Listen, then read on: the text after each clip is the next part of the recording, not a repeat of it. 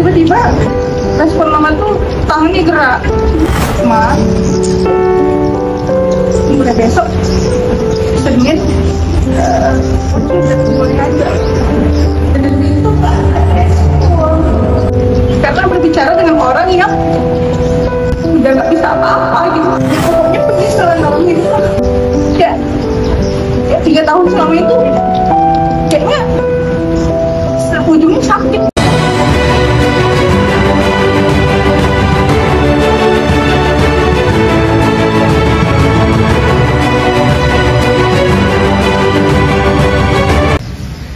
Assalamualaikum warahmatullahi wabarakatuh. Hai, halo Sobat Swep. Wah, kerasa nggak sih? Biasanya kan kalau misalnya podcast nih narasumbernya nih berdua nih kan, banyak rame-rame. Tapi ini kok cuma sendiri nggak sih, Red? Kok bisa gitu kan? Iya dong Kak, soalnya ini program terbaru dari My Focus Podcast, yaitu Mini Podcast Gen Z Bercerita. Wah, berarti secara tidak langsung kita nih yang membuka program terbaru nih, host perdana nih ya. Kita berarti perdana banget membuka program spesial episode 1 dengan narasumber yang spesial juga nih. Ya kan? iya Kak, kayak punya rasa bangga tersendiri nggak sih? Iya sih memang kan. Apalagi dengan narasumber yang sebenarnya kita udah sering lihat ya kan, tapi kayak masih kerasa nggak sih hebatnya. Betul. Jadi sebelum beralih ke narasumber kita nih, kita berbincang-bincang dengan narasumber, kita perkenalan dulu nggak sih? Kita sebagai dua apa nih? Dua batang nggak sih? Satu batang, satu calon batang. Oh gitu sih. Oke, perkenalkan, aku Sonya Dan aku Diva. Kami akan memandu jalannya Mini Podcast episode 1 bersama dengan jangan ketadir. Silahkan disampaikan. Mana kabarnya Kak? Alhamdulillah baik. Baik aja nih Kak. Saya kerja. Habis kerja Kak? Jalan-jalan. Ya, berarti Kakak mengisi waktu Bang nih dengan kerja dan jalan-jalan aja deh ya kan Kak? Oh, Santai tapi menghasilkan. iya, betul ya sih. Jadi kita nih kan topik kita nih sesuai dengan yang flyer tuh. Kita kan mau bercerita-cerita santai nih aja. Kita tanya dulu dong nih, kakak kan. Kakak ini kan kerja, seperti kita tadi kerja sebagai dosen. Ya. Jadi kita tanya dulu dong nih, gimana kehidupan kuliah seorang Kak Ci, Karosipul Kolbi, MI Kombi pas masa kuliah dulu nggak? Boleh dong Kak cerita sedikit? Banyak juga boleh Kak. Oke. Dulu di masa kuliah satu Boleh satu dulu Kak. memang kuliah itu dulu dituntut dari orang tua itu secara mandiri, artinya cari kos sendiri, kemudian pandai-pandai sendiri, dan nggak dikasih kendaraan, pokoknya pandai-pandai aja kan. Kemudian masa-masa kuliah dulu berpikir bahwa kita harus bisa membuat sesuatu itu berbeda dari SMA ke kuliah. Jadi kan pola pikirnya udah beda ya. Terus berharapnya di kuliah menjadi anak baik, artinya tidak mengecewakan orang tua, kemudian bisa meningkatkan kreativitas diri dengan kuliah, artinya jadi orang yang berguna untuk kampus, untuk diri sendiri dan untuk orang tua. Itu dulu di awal kuliah dulu ya. Dulu tuh kuliahnya pandai-pandai nebeng, pandai-pandai makan. Ya karena gimana ya, pengen aja awal masuk mungkin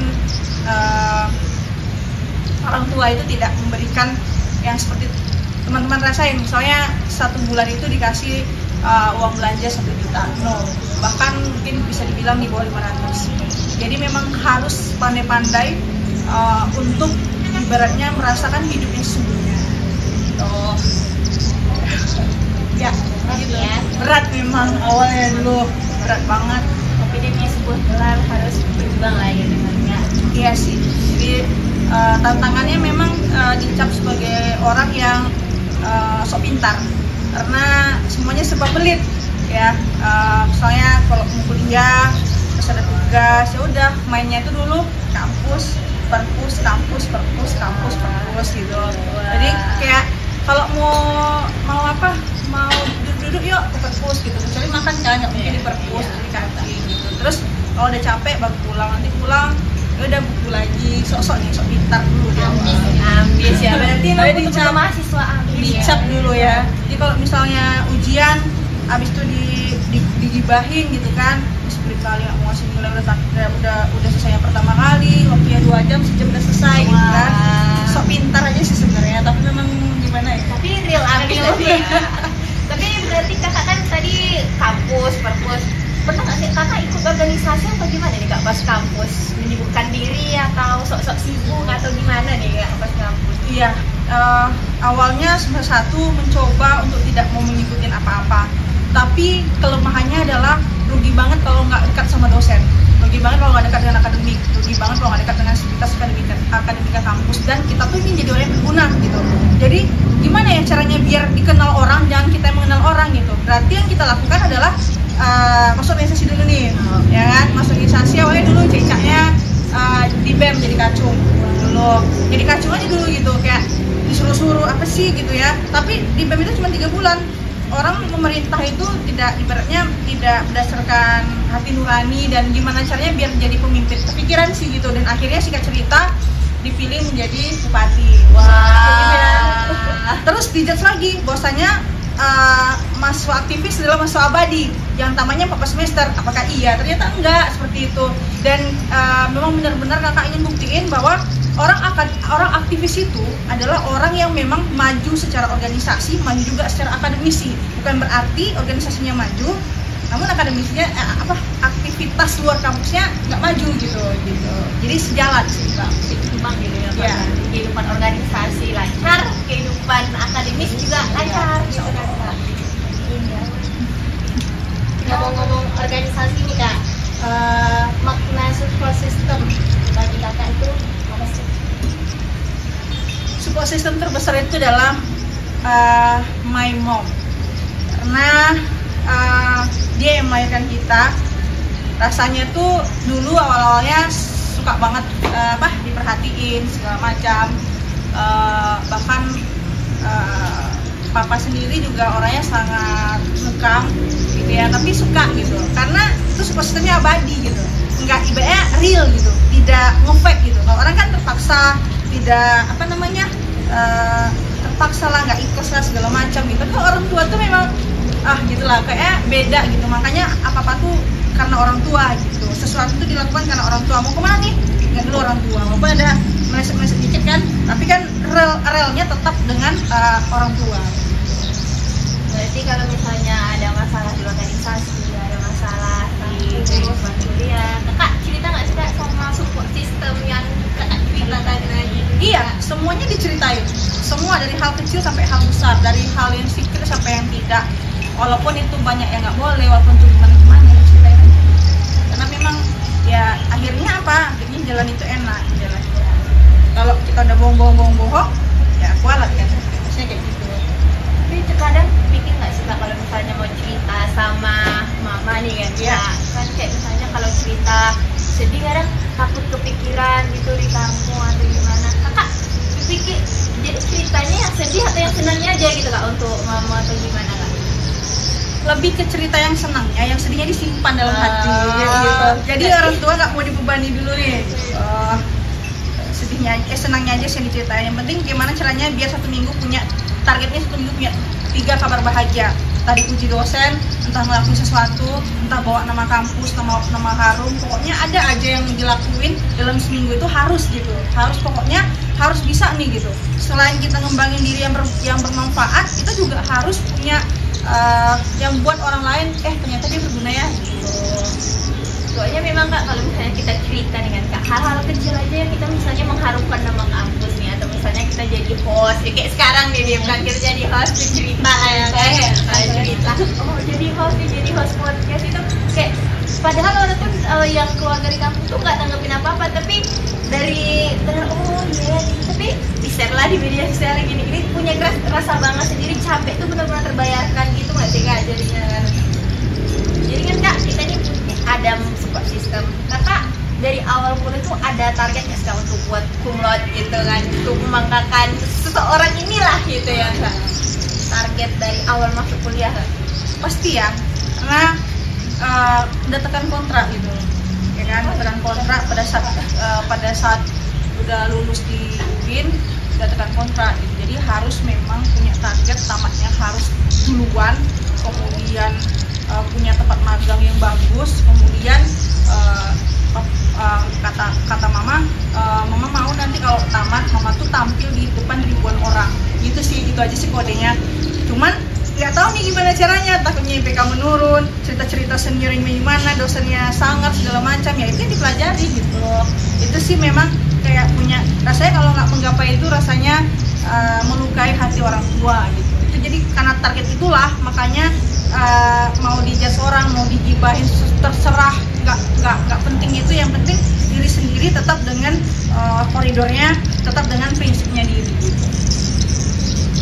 gitu sih. Berarti udah tekan kontrak dari awal. Pakai materai enggak Kak? Materai 10.000. Materai kasih sayang. Materai kasih sayang Kak. Boleh. Bagi anak rantau, pulang kampus itu adalah suatu hal yang tidak yang paling ditunggu gitu ya. Iya. Kadang tak pulang 6 bulan gitu kan. Iya. Semoga Berasa ada gimana ya kan? Nah, ini 3 tahun nih Kak, tidak bertemu orang tua itu gimana ceritanya sih Kak? Kan kalau itu kan masih kuliah ya, 3 tahun itu kan ibaratnya waktu pandemi kemarin. Setelah tamat, kalau dulu kan kalau lagi kuliah setahun itu adalah 2 kali, karena kan orang tua di Batam kayak gitu kan, pulang temuin gitu kan. Tapi pas pandemi waktu itu ya karena terpisah dengan banyaknya syarat kan, jadinya lebih milih di sini, apalagi ngembangin karir gitu. Gimana caranya biar bisa lebih berkembang gitu kan. Tapi karena situasi pandemi itu sendiri, terus ada yang ngejar target lagi. Waktu itu dari 2019, 2018, 19, 20, 3 tahun itu tamatnya kan 2 tahun tuh S2. Nah selama itu tuh cuman sibuk dengan diri sendiri gitu. Justru pulang nggak mau, semua nggak mau. Tapi pas ada niat mau pulang itu memang ingin ngasih tahu sesuatu gitu. Jadi memang kerinduan untuk pulang itu di 3 tahun itu nggak ada gitu. Kayak seakan sombong gitu, seakan semua itu baik-baik saja, seakan semua itu sesuai rencana diri sendiri, padahal yang ngatur itu kan skenario Tuhan. Namun ya udahlah gitu, pokoknya nggak mau gitu, pokoknya nggak mau aja, pokoknya harus di sini, harus udah selesai, harus udah kerja, harus udah ini gitu sih dulu mikirnya. Jadi nggak kepikiran pulang. Tapi yang saya ceritakan Kak, itu kan 3 tahun, pasti selama 3 tahun itu ada naik turunnya gitu. Nggak ada gitu Kak, memang betul-betul ada kadang Kak pasti tercapai itu balik aja lah, itu balik aja lah, pesan tiket gitu ya Kak. Enggak sama sekali, karena memang ya itulah mungkin ya, karena nggak ada sama sekali. Jadi dari mana dulu ya mulainya? Jadi karena nggak ada, jadi karena udah pas saat kan lulusnya tuh duluan, tapi wisudanya belakangan, selalu kayak gitu tuh kalau di S2. Terus sebelum wisuda itu udah dapat telepon diterima ngajar pertama kali itu di UIN. Nah disitu tuh dikasih tahu tuh, terus mau ngasih tahu kan, berarti kan 3 tahun bermakna gitu, sudah kuliah mau stop terus pulang gitu kan. Nah disitu tuh mulai itu apanya?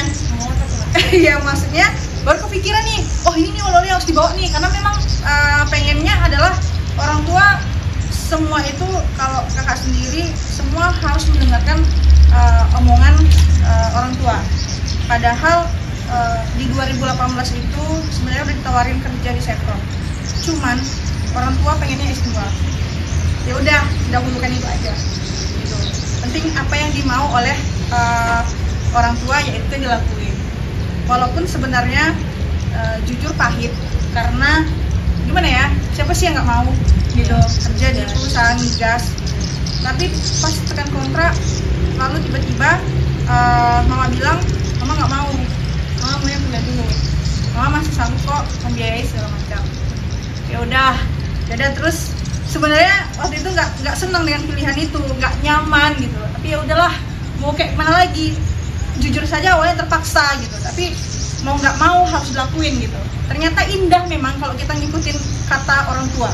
Bener deh, nggak tahu jadinya ketika kemarin diterima itu entah ada bencana apa, entah ada ujian apa, kita nggak tahu. Tapi kalau orang tuanya enak aja rasanya gitu. Makanya oleh-olehnya yaitu pas udah ditawarin kerja ngajar pertama kali itu kan mau pulang, terus udah punya niat. Terus kalau itu nggak salah hari Rabu tengah malam ditelepon, rencana mau pesan tiketnya tuh emang hari Minggu, hari Sabtu mau pulang, karena Senin kan udah ngajak mau balik hari aja gitu, mau jumpa terus mau silaturahmi sungkeman gitu lah ya.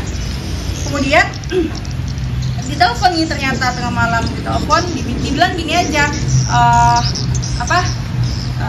mama lagi istirahat gitu, tapi nggak di rumah gitu ya. Dok gimana gitu, maksudnya di rumah sakit gitu. Hah, maksudnya gimana? Nggak apa-apa. Itu pun masih diundur, cuman check up. Ternyata dibohongin, ternyata sudah 3 hari itu koma tuh belum tahu gitu kan. Terus udah nggak enak hati, waktu itu hari Jumat ditelepon kalau memang harus ada anaknya gitu kan. Terus masih nggak sadar nih, rupanya waktu itu dokternya yang nelfon langsung, karena papa kan nggak sanggup untuk ngasih tahu, karena dia mau dikasih tahu juga gitu kan.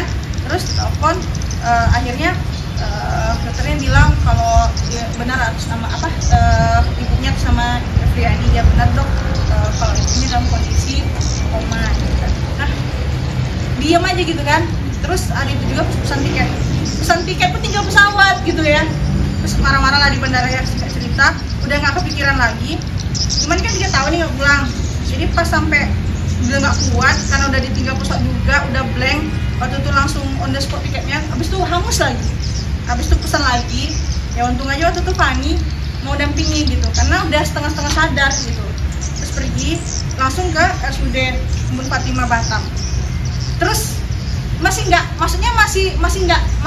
percaya gitu kan.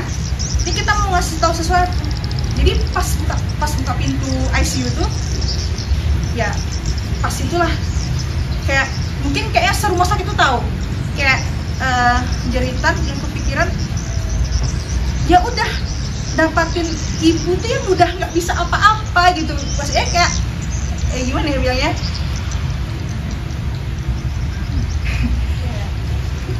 kita tuh mau ngasih tahu kalau kita tuh sudah mewujudkan apa yang dia mau, tapi dia udah nggak sadar gitu, udah nggak sadar.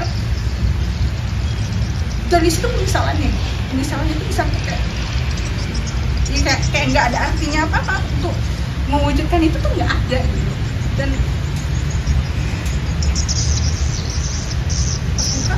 semua tuh kan udah berselang, karena mama tuh nggak pernah kayak gitu sebetulnya. Mama tuh nggak pernah sakit,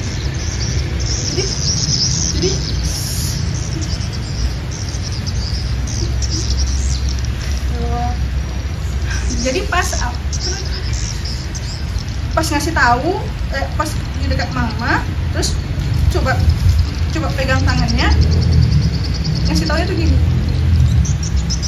dia kan nggak bisa apa-apa tuh, koma gitu ya, ada papa di samping. Ibu udah teriak-teriak, udah nangis-nangis. Dia bilang, Ma, mulai besok Senin udah mulai aja. Dan itu nggak ada respon, karena berbicara dengan orang yang udah nggak bisa apa-apa gitu. Ya 3 tahun selama itu kayaknya ujungnya sakit gitu loh ya. Jadi terus kayak gitu, lama nangisnya pantengin aja mesinnya dulu. Terus tiba-tiba respon mama tuh tangannya gerak. Ya udah, jadi ngasih tahu tuh dalam keadaan yang ya pokoknya penyesalan dalam hidup lah. Ya 3 tahun kayak jauh kali gitu orang tua gitu. Jadi mau nggak mau nggak bisa terima keadaan gitu, kayak orang gila di rumah sakit, kayak nggak punya iman, kayak nggak punya ibadah ya apa gitu. Jadi rasanya mau ngejar profesi pun orang tua udah nggak punya daya. Dan yang paling menyedihkan adalah saat wisuda. Mama masih dalam keadaan diselam kayak orang gila, berdandan.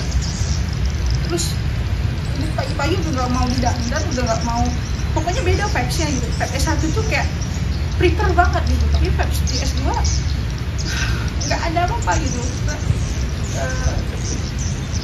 Mama gak bisa duduk, mama gak bisa ngapa-ngapa, mama cuma bisa nyebarin, gak ngerti juga apa-apa. Dia anaknya wisuda, ya dia cuma iya-iyan apa-apa, ini dia kan juga gak tahu. Ya mungkin itu maknanya, jadi kayak dibilang nyesel sih iya, tapi ya mungkin itulah pelajarannya, kayak jadi anak kok sombong banget gitu sama orang tua.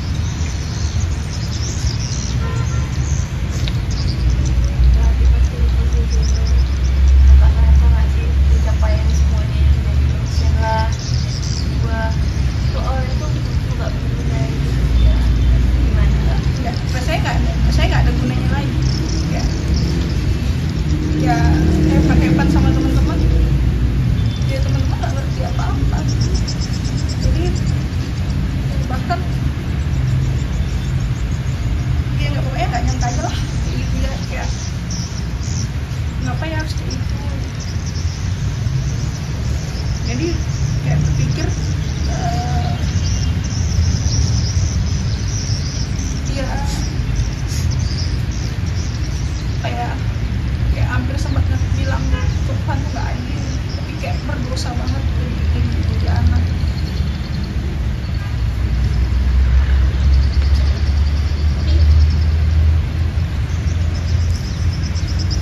Itu dari sana dan investor dari keempat, sementara mama tuh nggak sadarnya selama 2 hari.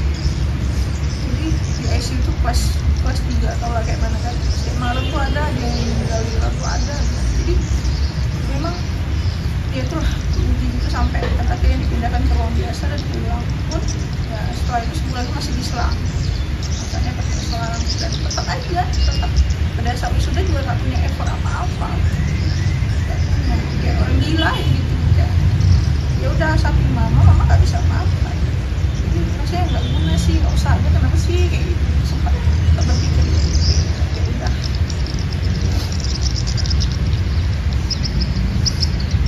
Ya misalnya di perspektif 3 tahun itu kak pulang gitu kan. Iya, harusnya iya. Makanya tapi berarti kakak harus merelakan pencapaian kakak selama 3 tahun juga. ya artinya pada saat mendapatkan itu kayak gak ada kepuasan sama sekali gak ada. Ternyata bahagia itu bukan masalah materi ya, bukan masalah duit, bukan masalah, ternyata bahagia itu masalah ketika kita tuh puas dengan apa yang orang tua mau. Tapi kan Allah berkata lain.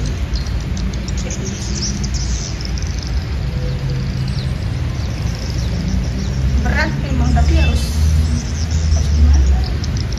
Cuman nggak tahu ya kalau yang lain terdiri kayak mana. Cuman ya dianggap paling ambis juga begitu. Karena menganggap video call itu udah oke aja. Cuman nggak ada yang tahu kalau ternyata sebenarnya mama serindu itu. Tapi ketemunya udah dalam keadaan nggak baik-baik aja. Udah dalam keadaan yang nggak punya tenaga. Jangankan punya tenaga, bicara aja payah. Jangankan bicara, lihat aja setengah.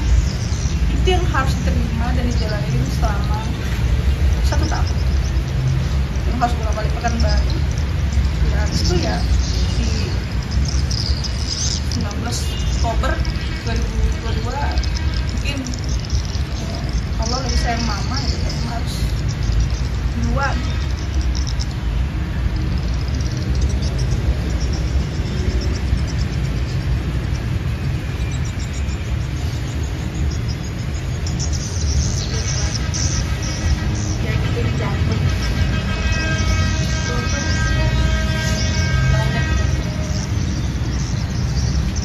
Ya satu hal yang disyukuri karena mengikutin apa yang mama mau itu aja. Sempat kalau kemarin cuma mikirnya duniawi, cuma mikirnya duit,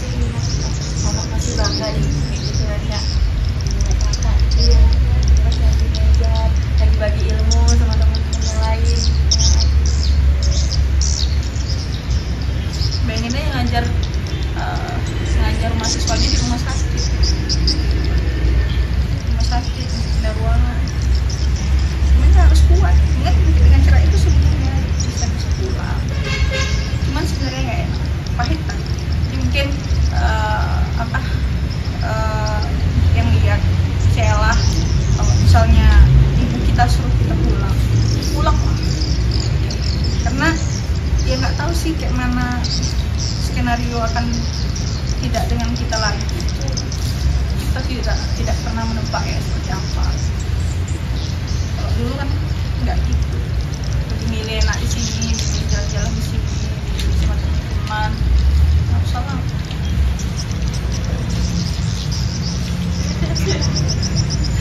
Diberi suruh pulang tidak? Pulanglah.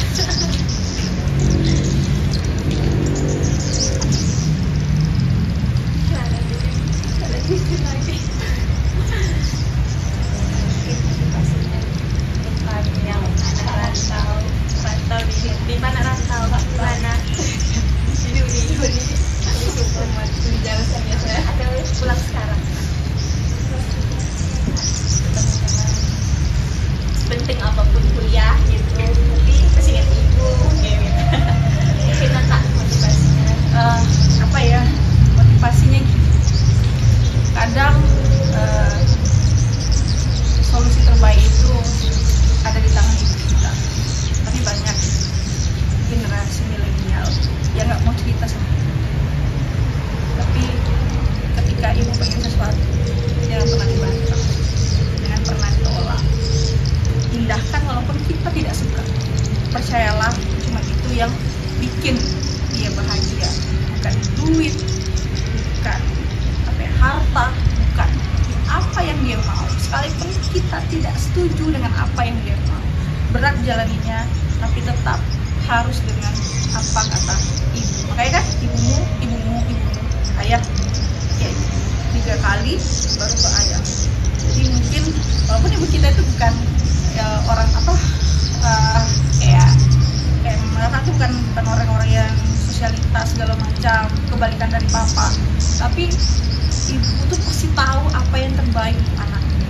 Ya, bukan dosen yang tahu anaknya, bukan sahabatnya yang tahu anaknya, tapi pasti ibunya. Jadi sekali aja kita kayak membelakangi apa yang ibu kita inginkan, maka percayalah penyesalan itu pasti sembuh. Jadi motivasi terbesar karena ada di Bapak sendiri. Karena seorang ibu SD aja nggak tamat, bisa memuliakan anaknya sampai SD. Jadi itu kayak bisa bangga ya, nggak paham sampai itu.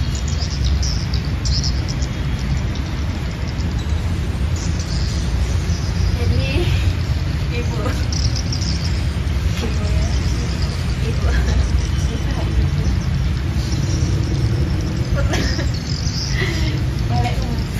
balik kita udah pesan tiket ya, pesan tiket dulu ya. Oke teman-teman, kita udah mengulik sebuah kisah gitu dari seorang Kak Ci yang mungkin 3 tahun nggak balik ya Kak. Oh, padahal senang-senang lah ngobrol, nongkrong-nongkrong sama teman, padahal udah disuruh balik nama balik. Jadi teman-teman kalau disuruh balik yaudah balik aja, balik lah gitu, pesan tiket. Walaupun capek secapeknya, obatnya tetap tubuh.